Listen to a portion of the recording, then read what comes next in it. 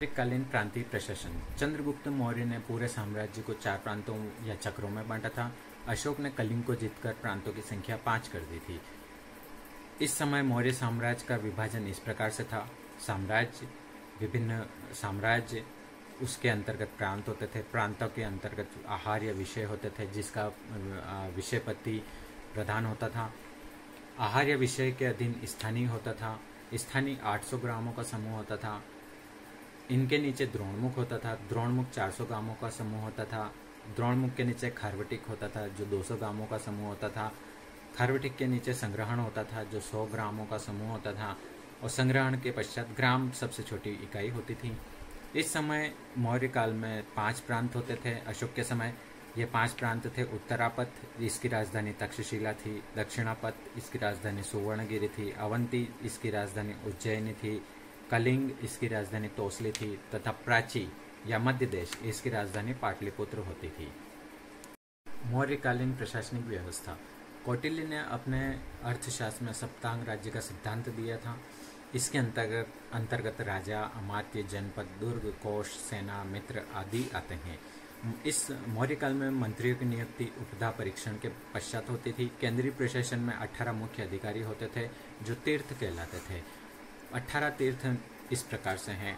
पहला मंत्री होता था, जो प्रधानमंत्री होता था। दूसरा पुरोहित, तीसरा सेनापति, चौथा युवराज, पांचवा समाहर्ता, जिसे वित्त मंत्री कहा जाता था। छठा सन्निधाता, जिसे राजकीय कोषाध्यक्ष भी कहा जाता था। सातवां प्रदेश था, जिसे फौजदारी न्यायालय का न्यायाधीश कहा जाता था।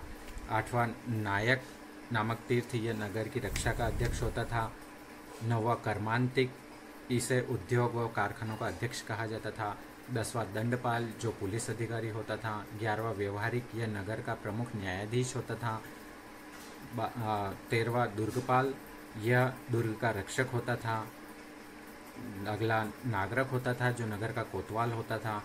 नेक्स्ट होता था अंतपाल, यह सीमावर्ती दुर्गों का रक्षक होता था। 15वां होता था आटविक, यह वन विभाग का प्रधान होता था।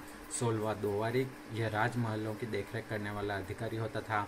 17वां आंतरवर्षिक, यह अंतःपुर का अध्यक्ष होता था। और 18वां तीर्थ होता था मंत्री परिषदाध्यक्ष, यह परिषद का अध्यक्ष होता था। इन मंत्री परिषद के नीचे द्वितीय श्रेणी के पदाधिकारी भी होते थे। इन्हें अध्यक्ष कहा जाता था। इनकी संख्या 26 थी।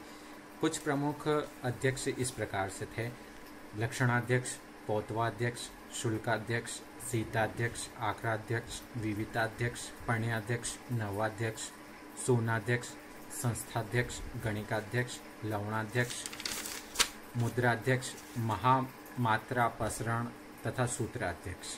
यूनानी लेखों में इन अध्यक्षों को मजिस्ट्रेट कहा गया है। सम्राट अशोक का समय 273 ईस्वी पूर्व से 232 ईस्वी पूर्व माना जाता है, किंतु सम्राट अशोक का राज्याभिषेक 269 ईस्वी पूर्व में हुआ था। तो 273 से 269 ईस्वी पूर्व के बीच में लगभग 4 वर्षों का अंतराल है। विद्वान लोग मानते हैं कि इन 4 वर्षों के अंतराल में सम्राट अशोक ने गद्दी के लिए या उत्तराधिकार के लिए अपने भाइयों से युद्ध किया था। शैली अनुश्रुति के अनुसार अशोक ने अपने 99 भाइयों की हत्या की थी। मास्की, गुर्जरा, नित्तुर, उदयगोलमा आदि अभिलेखों में अशोक का नाम अशोक मिलता है, जबकि बाकी के जितने भी अभिलेख हैं उनमें देवानाम पीदसी, लाजा आदि उसका नामोल्लेख मिलता है। राज्याभिषेक से पूर्व अशोक उज्जैन का राज्यपाल भी रह चुका था। कल्हण की राजतरंगिणी के अनुसार अशोक शिव का उपासक था, जिसने कश्मीर में श्रीनगर बसाया था।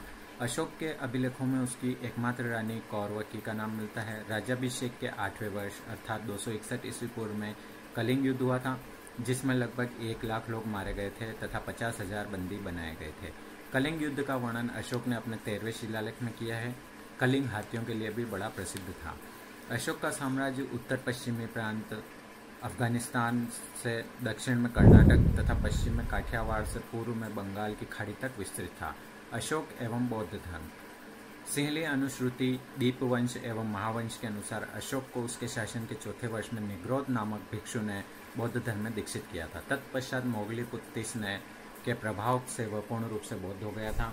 अशोक ने अपने शासन के 10वें वर्ष में सर्वप्रथम बोध गया की यात्रा की थी तथा शासन के 20वें वर्ष में लुम्बिनी ग्राम की यात्रा की तथा इसे करमुक्त कर इसे कर मुक्त कर यहाँ कर का भाग 1/8 कर के रूप में लेने लगा था।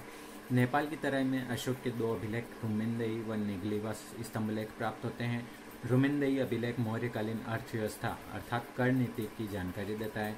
अशोक के बौद्ध होने का सबसे बड़ा प्रमाण उसका भाबरू बैराट राजस्थान से प्राप्त अभिलेख है, जिसमें अशोक बुद्ध धम्म व संघ में अपनी आस्था प्रकट करता है।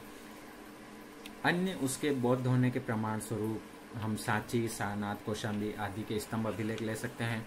बाराबर की पहाड़ियों में अशोक ने कर्ण, चौपड़ एवं सुदामा, विश्व झोंपड़ी आदि गुफाएं आजीविकों को प्रदान की थी। अशोक ने धम्म की परिभाषा राहुलोवाद सुत्त से ली थी। अपने दूसरे एवं 7वें स्तंभ लेख में अशोक ने धम्म की व्याख्या की है। अशोक के कुछ प्रमुख शिलालेख हैं, जिनमें से 14 शिलालेख वृहद शिलालेख माने जाते हैं।